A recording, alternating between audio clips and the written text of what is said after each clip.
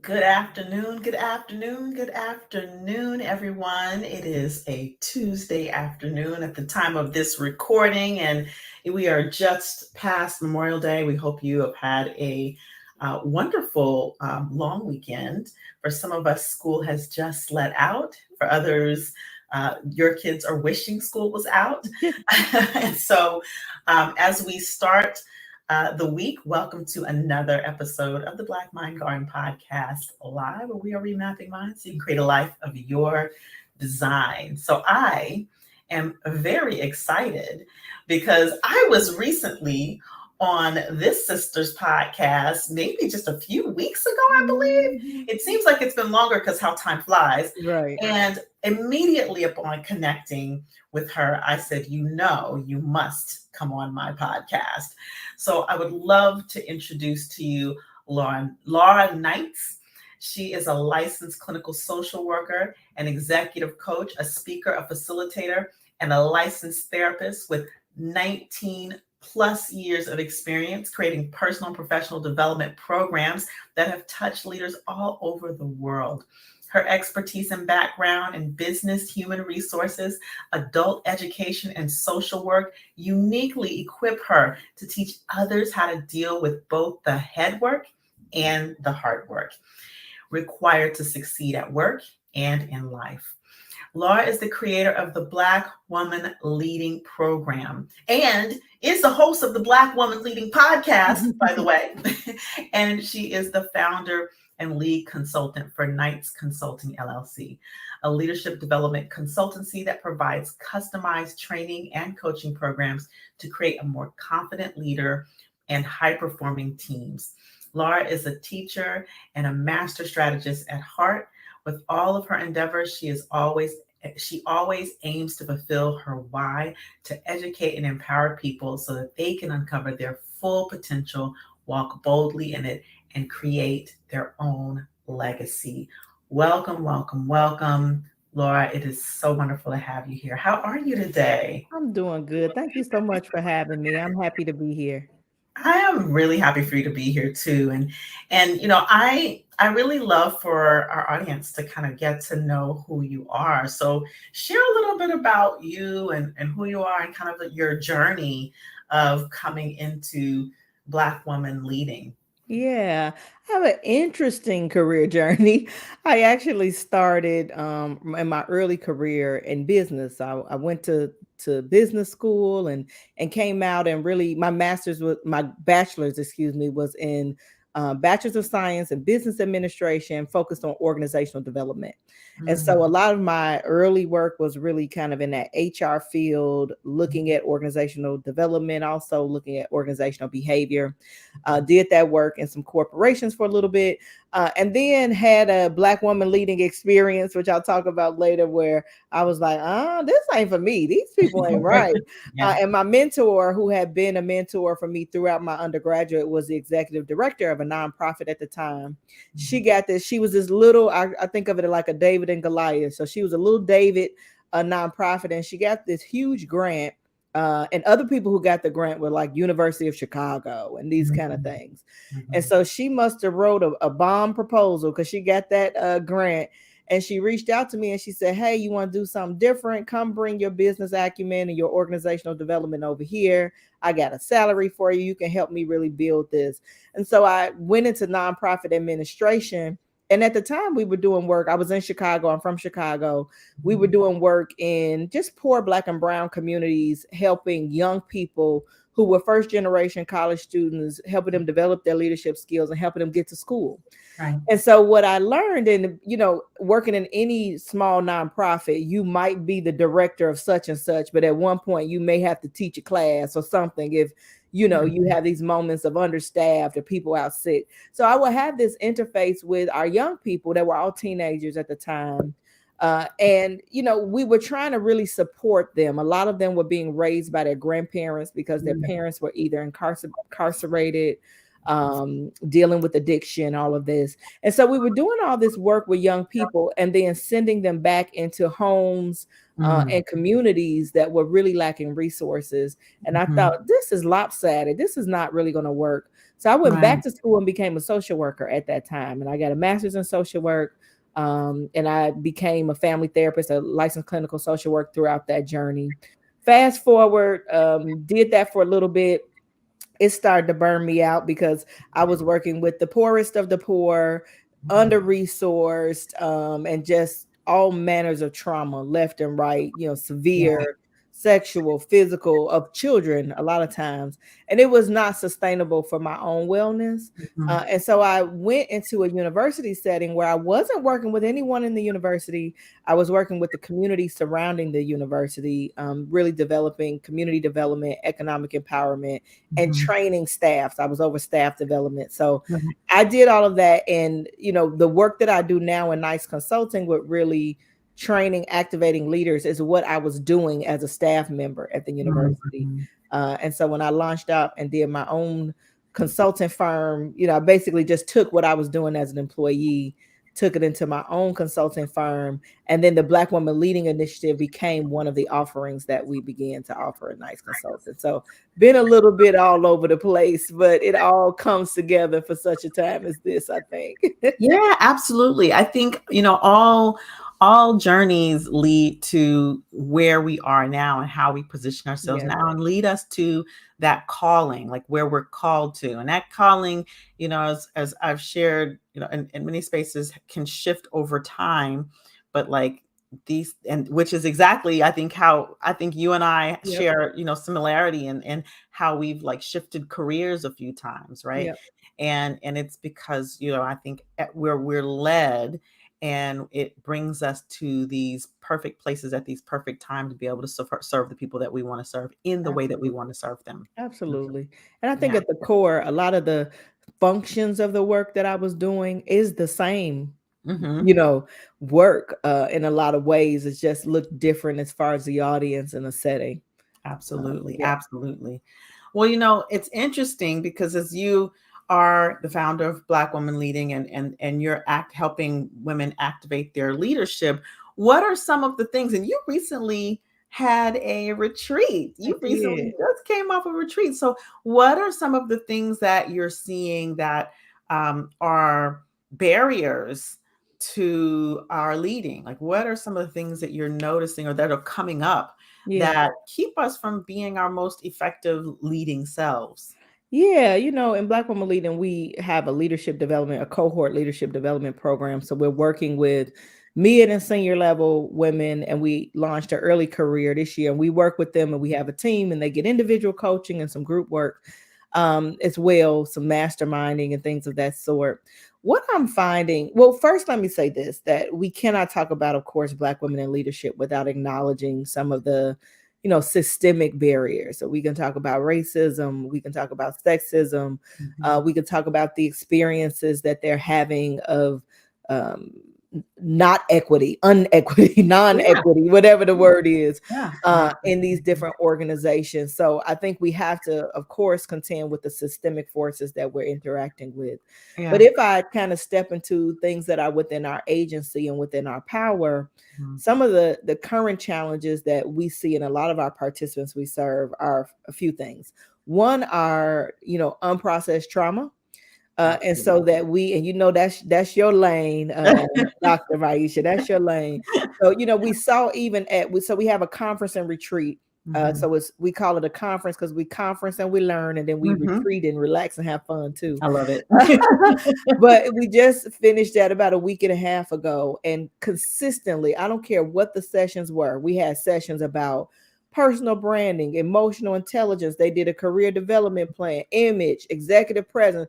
I mean, no matter, we talked about salary negotiations. No matter what the topic was, what came up often in the questions was what I think of like this iceberg kind of effect. So Mhm. people are asking the question about the tip of the iceberg, Mm. right? But Mhm. when you dig a little bit underneath that, there's questions about worth.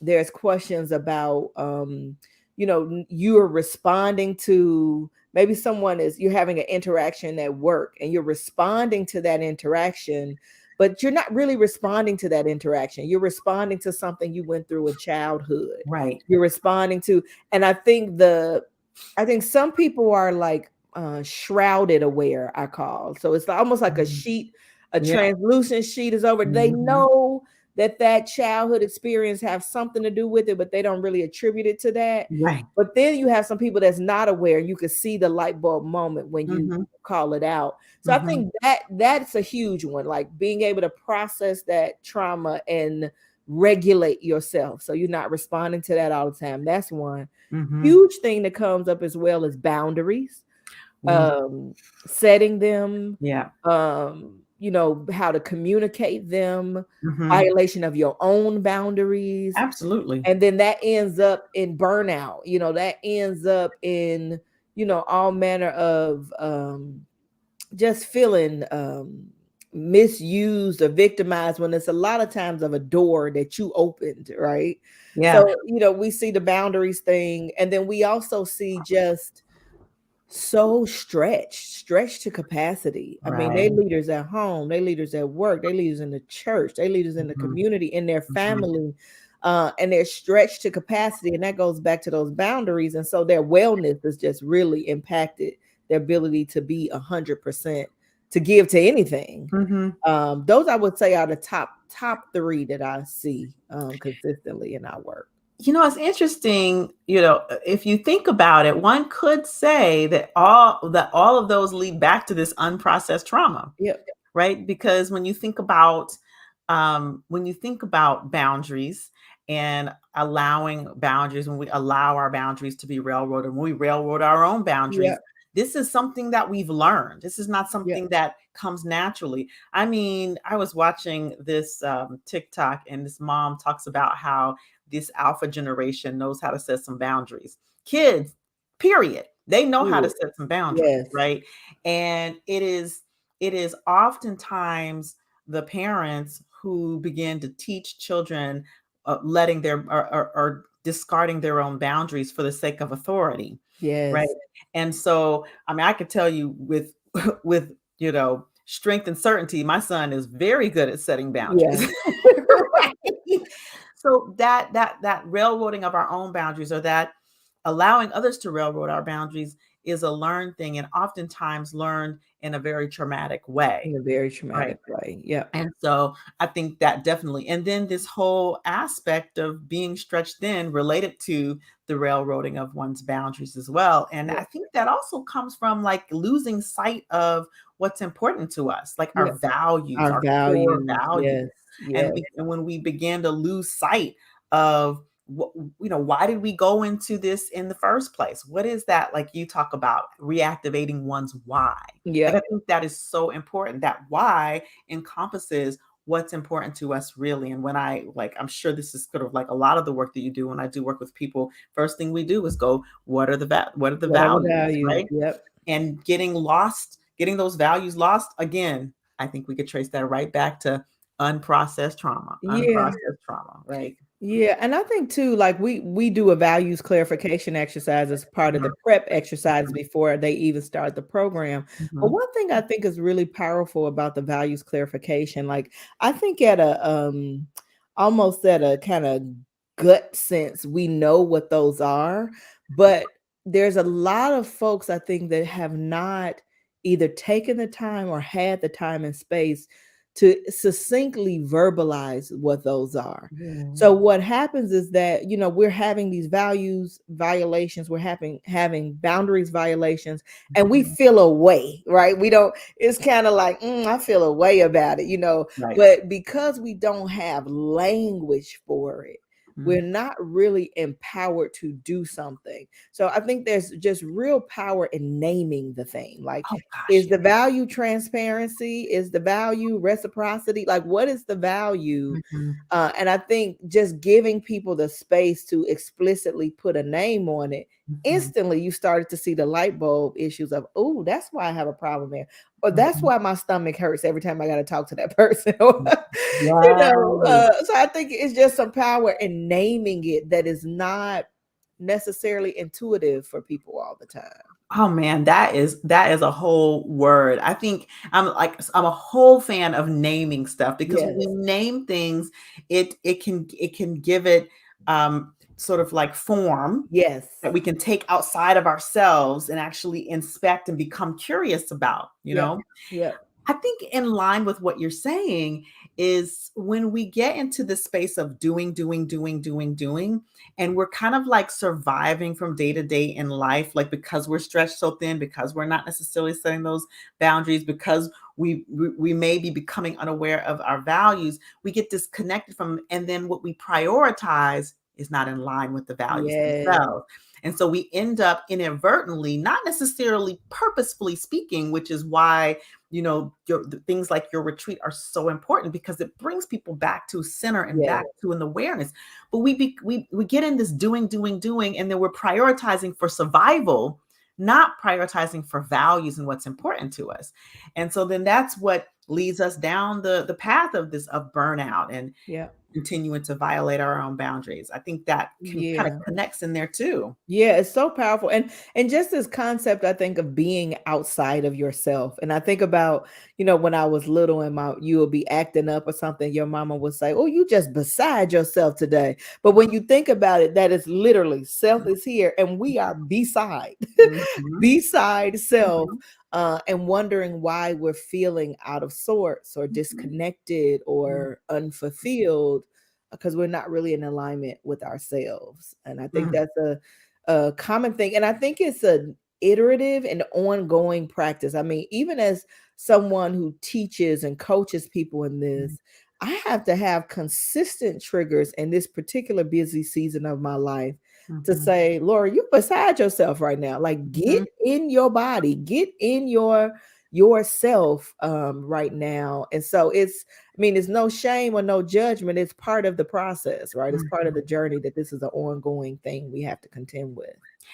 I think that is so on point, and particularly because I know that as you talked about, you lead executive leaders, like senior executive leaders, and sometimes when we get to a certain level, we feel like, oh, I should know this already. I should Exactly. know better, and we begin to should ourselves and shame ourselves. But I don't care how long we've been, how high in leadership, how long we've been doing personal development work, Right. how deep into the work we go. I always call personal development the mountain with no top. Yeah. Like you, it's like I have to maintain accountability partners, therapists, like I have the community. It's a really a community, a well-being community, and I don't Yeah. think we always take that into account. And part of that well-being community that is in addition to our physical well-being community, our physicians and Yep. dentists and eye doctors, Yep. like our therapists, our coaches, our accountability partners, our Yes. committed listeners in our lives to help us to continue to reflect. Is that what you said you were going to do? Like, is that, Yes. and Yes. then you said that's a boundary. Like, I know you don't like that, or I know, girl, you're doing too much. You doing look, me and my husband had a come to Jesus moment this morning because he was with me on the retreat. He got back and his brother came to visit and was here for 5 days and he was Mhm. entertaining and taking folks fishing. So we both just sitting here looking at each other like, how do we let ourselves get into this? He's like, we are vowing that the next time we do this, we will not plan anything because you get, like you said, you got to have the accountability. I'm looking at him tired, he looking at me tired, and Right, we like, right, this is right. not where it's at. Right. I have a couple of friends that when they see me, they're like, "So, are you taking enough time for yourself?" And then Yeah, I really have to think about that, like, am I?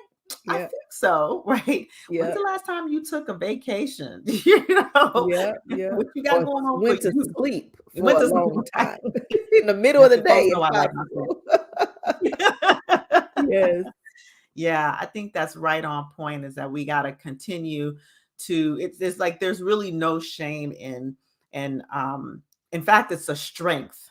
In fact, it's a strength to continue to lean on our accountability yeah, partners and ask people for help to keep yeah, to be our outside eyes, our mirror at times looking in. yep. Critical. It's critical. Yeah. So as we look at, some of these things, these three buckets, and we talk about that are very, very interconnected and interrelated. These three buckets are unprocessed trauma, the bucket of boundaries, and we talked about values and Yeah. boundaries, and then being stretched thin. What would you say would be like the very first step in Mm. moving those barriers, those internal barriers out of the way? Yeah, I think, in our programs, we talk a lot about just telling the truth. Mm. Right. Really telling the truth, and validating the experience that's Mhm. happening. Mhm. Similar to what we were talking about with the values, it's very hard to move forward, or to bridge a gap, so to speak, if we're not clear on where we're standing in Yeah. reality right now. So I Mhm. think a lot of it is just really having that moment of reflection, or somebody might call it the come to Jesus moment, to say, what's the experience that I'm having right now? Like, how Mhm. is it showing up? I had a keynote this morning, and one of the questions was, how is the experience you're showing right now showing up on the front door of your wellness? Like, when you open Mhm. the door, what's standing there? What's the Right. package, right?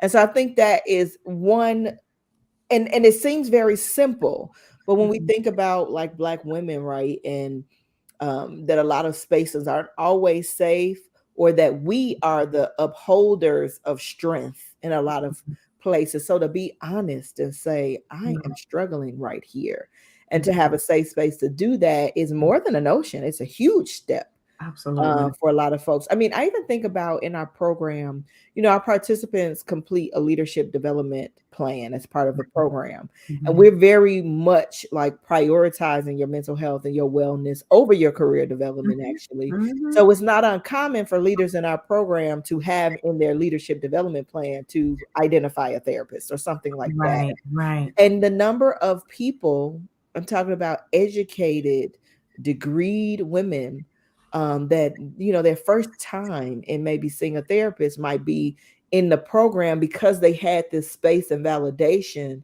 to Mhm. say, yeah, girl, I mean, what you Mhm. doing? You need some resources? What's happening? Yeah.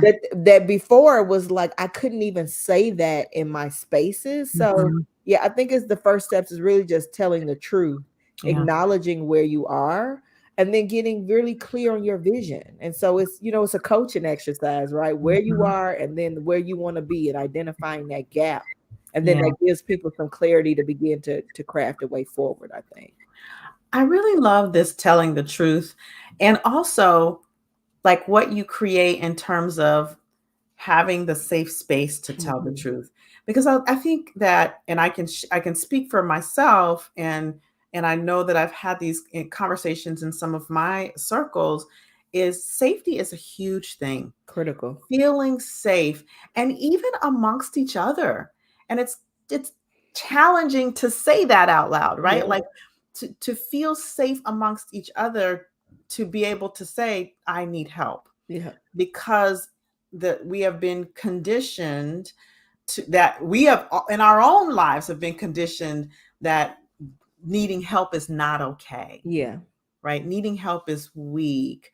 Like, we've been conditioned to these conversations, and now to be able to let that go, and the conditioning is not just from, it may be from our childhood, but it's also of it's a symptom of a system, Yeah. right? It's We go layered. back Yeah. to the system, and how the system grooms communities and cultures.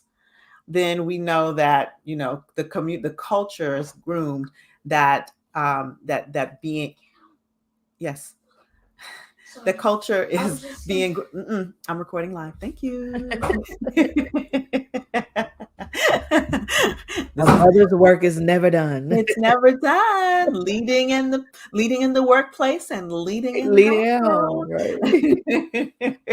I love But it. anyway, but yeah, it's this creating. So we're the culture is conditioned, and so now we have to begin to shake that conditioning, that we have to do it all by ourselves all the time alone, Yeah. right? We have to be able to shake that conditioning, and so I think what you're saying is so powerful, and the community that you're creating, that safe space. We have to curate these safe spaces over and over again over and over for and over. ourselves and for each other. And that is what's going to, and then provide resources for each other. Yeah. Yeah. So yeah. And there's so much room, I think, to do the work. A colleague of mine was saying, there's another this other Black woman that does some work with Black women. I'm like, fantastic, because there's Mhm. so much to be done. It's Yeah. only so much we can do. And I think, to your point about community and shaking off some of the systemic things that have been embedded, is that, there's a lot of internalized oppression that comes Mhm. with Mhm. some of operating and being groomed in these systems as Yeah. well, Yeah. that makes it a big deal to even have safe space amongst us. I That's mean, at the time of this recording that we're doing, our most recent podcast is about healing harm done by other Black women in the yeah. workplace, right? And Mhm. that, the number of people that we've coached through that in our Mhm. program, because it was doubly traumatic, Yes. because here we are, the only two faces in here, and you are the one with the dagger, Right. and so, but again, I think that goes back to some of that internalized oppression and what Mhm. people feel like they need to do to advance and all of Mhm. that. So the system piece is huge. We It can't, really is. we definitely can't overlook that. Yeah. Yeah. It's it's the foundation. I think becoming aware of this systemic piece Yeah. allows us to begin to shed that conditioning. Yes. There's layers of conditioning to shed, but at least becoming aware that there's conditioning and that internalized oppression Yeah. stays, we can begin to say, oh, what is this? What are the symptoms of that? Yeah. And that competitiveness amongst each other, that's one of those That's one of symptoms, those right? Like symptoms. Yeah. the either or, either it's either you or me. Yep. Why can't it be and that Yep. binary piece? So that's super, super powerful. Yep. Yep. Yeah. Absolutely. And I think it's I love the language of Dr. Tricia Hershey from the Nap Ministry. She talks about a slow undoing, Mm, when we are kind of trying to remove ourselves from, and I don't even know if you can remove yourself, but operate in awareness mhm, in some of these systems, that it's a slow undoing. So there's some mhm, grace, right, that we have to have with ourselves as we're doing mhm, our own mhm. work, and also interacting with others in our community that are doing their work at the same time. Yeah, this is Yeah. that's beautiful. So if you were to like leave us with, the audience with like one thing that you'd want them to remember, what, like from this conversation, what one thing that you want to remember them to remember, or one action that they Yeah. should begin to take, what would that be? Ooh, we've talked about a lot in this short little I power pack. know, I know. I mean, I think one of the things that support is being in community, Mhm, right? We talk about it in Black Woman Leading, is having mirrors, mhm, right? Because when I am beside myself and I'm in community with you, and you are doing your work and I'm trying to do mine, then you become a mirror for me, so that I mhm. always have some eyes, even when my eyes might be displaced at the moment. Yeah, I always have some eyes, like you said, your friends, to say, girl, are you taking care of yourself? I mhm, think that's critical as you begin to build self awareness and move towards any type of growth or healing journey on any level, is that it's important that you are in community, because being in isolation and trying to do that type of powerful work, I think, is a recipe for disaster.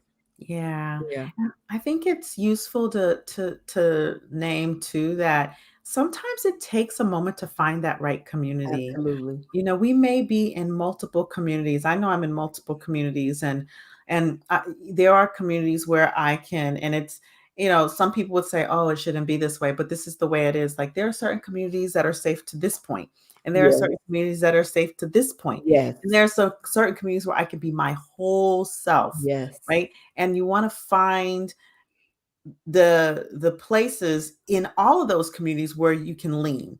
Like if you know you can lean to a certain point in this community and you need to lean, well, lean to that point when you Getting to need to that lean to point. that point. Yeah. So even though you may be in multiple communities, leverage the safety that's there, leverage the support that's there, and then note the communities where you can be your whole I love entire that. self, I right? love that. And then really lean into those communities as that full support. I I love really, that. I love that. yeah. And so thank you. I mean, I just want to, number one, thank you for being here, but also thank you for creating those spaces, being one who creates community that people can really bring their whole self, and being that safe space for women who are leading, especially women who are leading at the highest level, because I think that's where it gets really difficult, is when Yeah. you're leading at the highest level. The higher we go, the less of us there The are less of us sometimes, there are. and it is lonely at the top, as they Yes, say, it is. or it Yes, it can be is. lonely at the top. Yes, it is. So that again, that community is critical. It's critical. And thank you. I mean, just to be in spaces to have these type of discussions is refreshing, right? You Mhm. can't have these discussions everywhere. People are Mhm. looking at you like, what you talking about? Right, right, right. So it's refreshing to be able to have these experiences as someone who does this work, right? To be just encouraged and refilled and say, yeah, it's people out here that know what we're trying to do here. I And that's know. very encouraging. We've Very got encouraging. we've got colleagues, we've got sister warriors out Yes, here together doing this work, right? yes, yes. Well, if our audience wants to follow up with you, wants to work with you, wants to join one of your cohorts, wants to invite you to speak, how would they reach you? Yeah, thank you for that. So we are enrolling for Black Woman Leading now. We actually, our mid-career program is for mid and senior level leaders, but we're launching this fall an early career program because we realize there's some support needed at that front end of your career. So you can find out about all our programming. You can sign up for a call with a member of our team to explore if it's right for you at blackwomanleading.com, and woman is singular. We are Black Woman Leading on all the platforms too, Instagram, Facebook. That's where you'll find us. And then if you want to connect with me personally, I'm Laura E. Knights, LCSW on LinkedIn, very active on LinkedIn. You can also email me, laura@knightsconsultinggroup.com. Love to hear from you. Love it, love it, love it. So we will have all of this information in the show notes. For those who are listening on live, we'll put it in our descriptions. For those of you who are listening on replay or on your audio platform, your favorite audio platform, we will definitely have all of this in the show notes. So reach out to Laura and learn more about her cohorts, her leadership cohorts. I want to call them healing cohorts. I mean, it's leadership Well, we're and doing some healing. healing in there too. Yes, yes, yes, ma'am. Yes, ma'am. Yes, ma'am. So you're so you're a teacher at heart. I think I'm a healer at heart, with Yes, teacher being like at the close second. yes, Right? I yes. love teaching as well. And also I encourage you all who are listening, and also I always like to thank the listeners live and those who are listening on Absolutely. replay, because without the listeners there is no podcast, there's no Exactly. message to bring out there, there's no ripple to make. So I just want to thank those who listen, and I invite you to share this with someone who this could benefit. Share this episode when it comes out on the platform. Share this post as it is live here on LinkedIn and Facebook and YouTube. Share this with others, because I think we need to be having these conversations and cultivating these conversations and curating these safe space communities. So I invite you to do that and leave a review. Leave a review on your favorite podcast platform, and go listen to Black Woman Leading podcast. Yeah, yeah. Yes. So thanks again for being here, Laura. I appreciate you. Thank you so much. All right, you all. So I will see you all on the next episode. Keep doing your thing, living your truth, and you have a great rest of the day and a great rest of the week, and we will see you on the next episode. Bye Bye bye. now.